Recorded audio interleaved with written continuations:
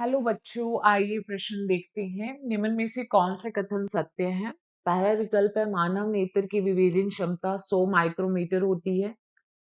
दूसरा है कम तरंग दैर्ध्य के प्रकाश से अधिक विभेदन प्राप्त किया जा सकता है। तीसरा है जीवित कोशिकाओं को देखने के लिए डार्क फील्ड माइक्रोस्कोप सबसे ज्यादा उपयोगी है। चौथा है साइटोसोल में उपस्थित कोशिका के आणविक घटकों को पृथक करने के लिए क्रोमेटोग्राफी तकनीकी का उपयोग किया जाता है। चौथा है जेल फिल्ट्रेशन क्रोमेटोग्राफी के द्वारा अणुओं को पिकोग्राम से लेके नैनोग्राम तक की मात्रा में अलग किया जा सकता है। विकल्प पहले में दिया गया है केवल ए, सी व डी। विकल्प दूसरे में है केवल सी व ई। तीसरे में है ए, बी व डी और चौथे में है केवल बी व डी।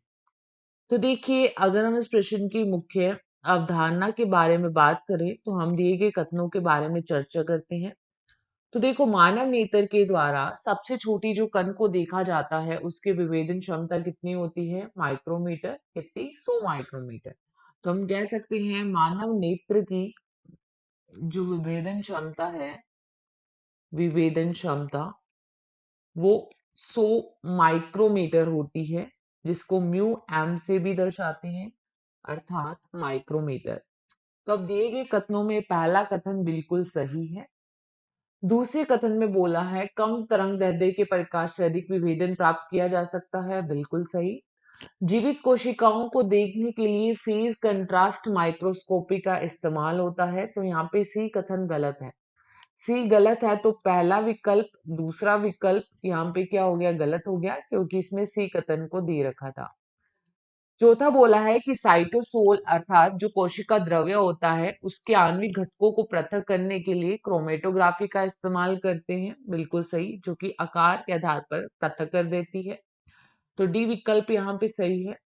फिर बोला है कि जेल फिल्ट्रेशन क्रोमेटोग्राफी में पिकोग्राम जो कि 10 की घात -12 से लेकर नैनोग्राम जो कि 10 की घात -9 तक की मात्रा को अलग किया जा सकता है, तो यह गलत है। ई कथन गलत है। और यहाँ पे सही कथन कौन कौन से हैं? ए, बी व डी। ए, बी व डी। देखो, चौथे में केवल बी व डी दे रखा है, जबकि तीसरे में ए, बी व डी दे रखा है। तो इस प्रश्न का सही उत्तर जाएगा केवल विकल्प तीसरा या सी। आशा करते हैं आपको इस प्रश्न का उत्तर समझ में आया होगा। धन्यवाद।